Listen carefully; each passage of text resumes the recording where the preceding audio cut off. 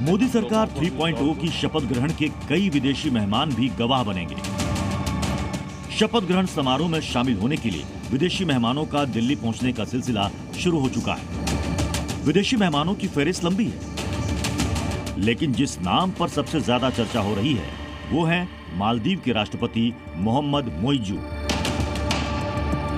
अक्सर चीन की बोली बोलने वाले मोइजू अब हिंदुस्तान से रिश्ते सुधारने की दिशा में आगे बढ़ते दिख रहे हैं। यही वजह है कि मोइजू ने मोदी सरकार के शपथ ग्रहण समारोह का निमंत्रण स्वीकार कर लिया है। ऐसे में उनके कल दिल्ली में होने की पूरी उम्मीद है। मोइजू के साथ उनके कई मंत्री और अधिकारी भी दिल्ली आ सकते हैं। इससे पहले मोइजू के तेवर उस वक्त भी बदले बदले नजर आए जब एनडीए को बहुमत मिलने के बाद उन्होंने सोशल मीडिया के जरिए पीएम मोदी को बधाई दी। उन्होंने एक्स पर लिखा, प्रधानमंत्री नरेंद्र मोदी और बीजेपी और एनडीए को 2024 के भारतीय आम चुनाव में लगातार तीसरी बार सफलता के लिए बधाई। मैं दोनों देशों के साझा हितों को आगे बढ़ाने के लिए मिलकर काम करने को लेकर उत्सुक हूं। अब सवाल है कि चीन के इशारे पर नाचने वाले मोइजू का अचानक हृदय परिवर्तन कैसे हो गया।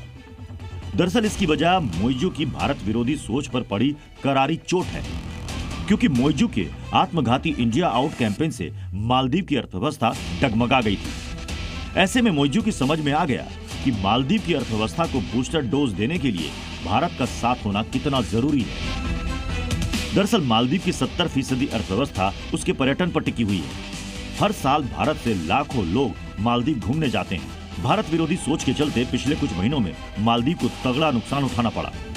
2024 के पहले 2 महीनों में भारतीय पर्यटकों ने मालदीव की तरफ रुख करना बंद कर दिया। ये नुकसान इतना बड़ा है जिसकी भरपाई करना मालदीव के लिए आसान नहीं होगा। ऐसे में भारत के खिलाफ तेवर दिखाना मालदीव का अपने पैर पर कुल्हाड़ी मारना है, और यही बात अब मोइजू भी अच्छी तरह से समझ चुके हैं। इसलिए न सिर्फ उन्होंने जीत पर पीएम मोदी को बधाई दी, साथ ही शपथ ग्रहण में आने का न्योता स्वीकार कर दोस्ती का हाथ बढ़ाया।